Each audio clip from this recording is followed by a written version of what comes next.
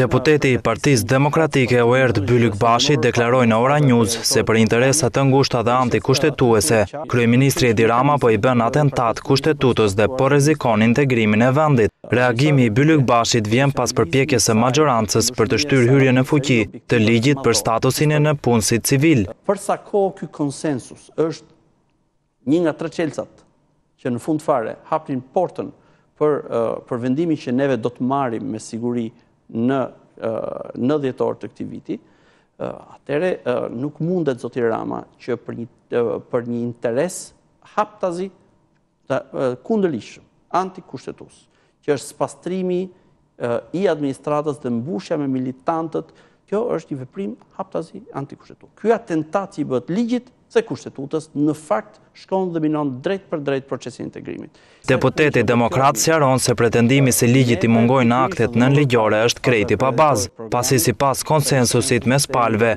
është rënë dakord miratimi i tij e më pas plotësimi. Nuk i ngjan historisë së pulës me vezën. Del ligji përpara, pastaj aktet nënligjore. Nuk mund të ketë akt nënligjor i cili paraprin ligjin.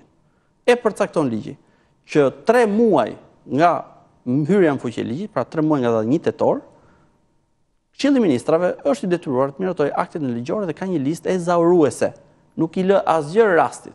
Ka një nen i cili përcakton pik për pik kush janë aktet që miratohen. Bylykbashi theksoi se është merit e kësaj administrate që kriteret kryesore për statusin e vendit kandidat janë plotësuar, ndërsa mesazhi i tij për Ramën është të heq dorë nga të bërit e fotografit amator part-time dhe të ulet të shkruaj ato vendime qeverie që i duan të miratojë brenda 3 muajsh.